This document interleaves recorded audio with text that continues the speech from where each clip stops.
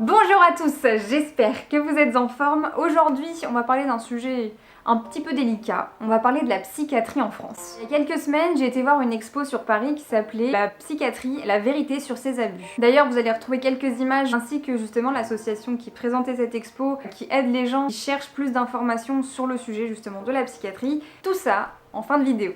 En fait, j'ai moi-même connu plusieurs personnes qui étaient sous traitement psychiatrique, dont un proche. Ce que moi j'ai observé en tout cas, ça n'avait pas forcément l'air de l'apaiser, surtout quand ils essayaient d'arrêter leur traitement.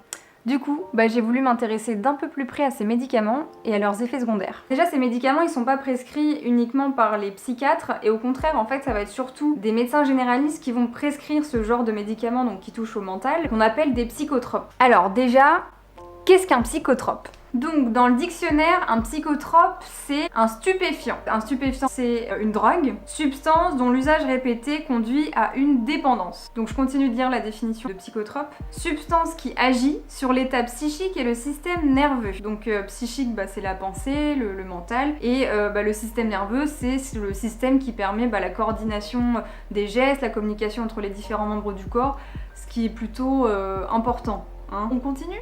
Donc le psychotrope est généralement chimique et peut provoquer des modifications de l'humeur, des sensations, de la perception, voire de la conscience. Ok, sympa.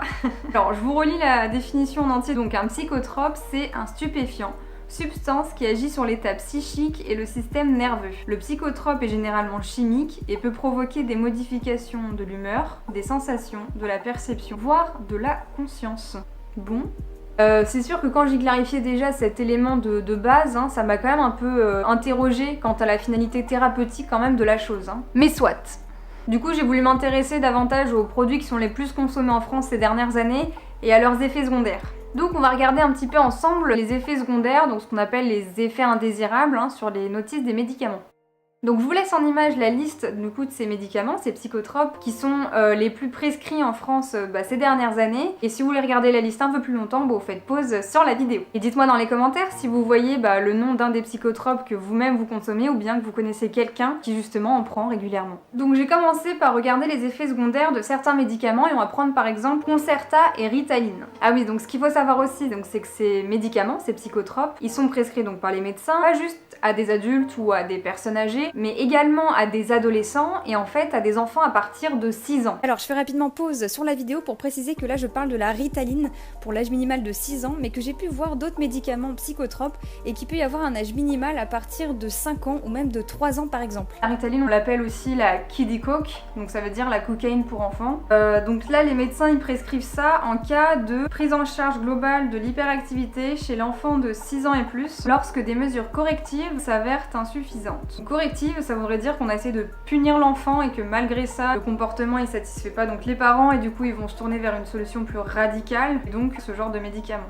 Alors, ce qu'on peut lire comme effet secondaire, l'agressivité, l'anorexie, l'instabilité émotionnelle, la dépression, l'attaque de panique, et ça jusqu'au tic, délire, hallucination et même jusqu'à des comportements suicidaires. Le nombre de boîtes vendues en 5 ans a augmenté de 70%. Alors ce que je me dirais moi en tant que parent, ce serait mais est-ce que, sachant que ça peut créer factuellement ce genre d'effet sur mon enfant, est-ce que je prends le risque de lui faire prendre ça? Donc là je vous en ai lu que quelques-uns. Je les ai tous lus. Et j'en ai compté plus de 160 par rapport à ces deux médicaments, et c'en est que des exemples parmi la liste que je vous ai donnée en tout cas tout à l'heure. Ensuite, on continue joyeusement donc dans tout ça. Comme psychotrope qui va être prescrit régulièrement aux Français, il y a Cymbalta et Deroxate, donc ça c'est des antidépresseurs. Et ces médicaments, j'ai regardé aussi la liste des effets indésirables, ils vont être assez semblable à ce que je viens de vous lire. En fait, là, on parle aussi d'effets de sevrage. Ça peut créer l'anxiété, une instabilité émotionnelle, des tremblements, des compulsions par le manque. Et il y a d'autres effets encore, donc il y a une longue liste. Donc ça voudrait dire qu'en fait, t'aimerais arrêter, mais en fait, si tu retombes dans le même état, entre guillemets, qu'avant, tu vas vouloir peut-être en reprendre, justement, pour plus avoir ces effets de manque. Ça s'arrête jamais, en fait.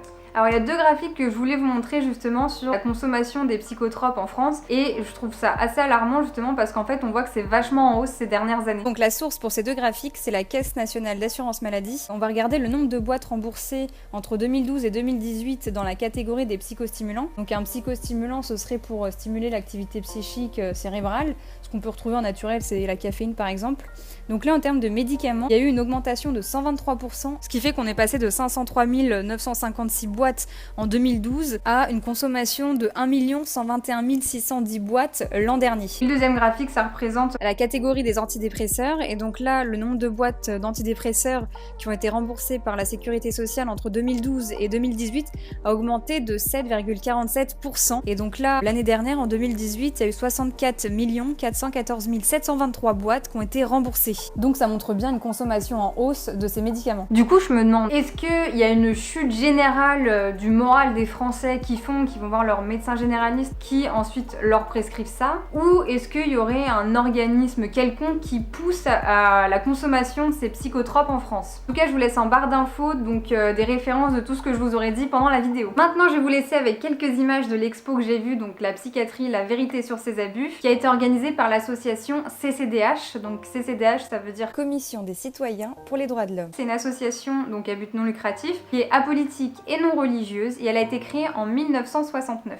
Leur but, ça va être de travailler pour faire en sorte que les établissements dans le domaine de la santé mentale respectent ce qu'on appelle la Déclaration des droits de l'homme pour la santé mentale, que je vous laisse en barre d'infos aussi. Et en fait, ils vont d'une part déjà faire de la prévention contre certains abus qu'il peut y avoir, et de la protection du patient qui par exemple ne sait pas comment réagir face à un traitement qui lui semble imposé ou qui lui semble pas adapté.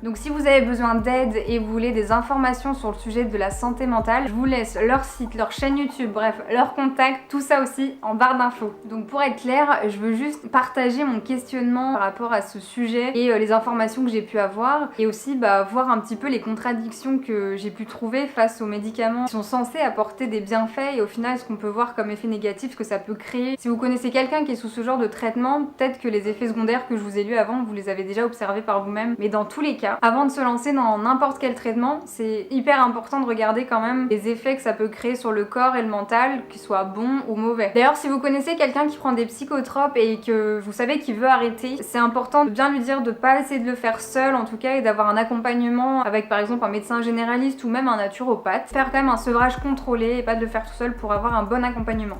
Il existe d'ailleurs un paquet d'alternatives naturelles aux psychotropes. Ça peut être très bien donc être des médecines naturelles, et je vous laisse vous renseigner, il y en a un paquet. Donc je vous ai parlé un petit peu de naturopathie, mais il y en a plein d'autres. Ça peut être aussi du sport, une activité qui nous passionne, faire des activités manuelles à l'extérieur, dans la nature. En tout cas aussi de créer quelque chose de dynamique, avoir tout le temps une impulsion dynamique et ne pas stagner, ne pas se renfermer à rien faire même si c'est pas toujours évident. Et voilà, créer cette dynamique, ça aide à maintenir un bon moral. En tout cas, c'est très bien de vouloir chercher à prendre les choses en main, trouver des solutions, et voilà, de pas être d'accord avec cet état et de s'améliorer pour aller mieux. C'est tout pour le moment. Alors si cette vidéo sur le thème de la psychiatrie vous a intéressé, partagez-la, c'est important, parce que si c'est pas pour vous, ce sera pour aider quelqu'un d'autre. Et d'ailleurs, on fait un petit jeu, au bout de 500 pouces bleus, je fais un deuxième volet de cette vidéo, soit par exemple sur les internements en hôpital psychiatrique, soit sur psychiatre et psychologue, quelle différence. Voilà, dites-moi dans les commentaires, je vous laisse avec ça et je vous dis à très bientôt.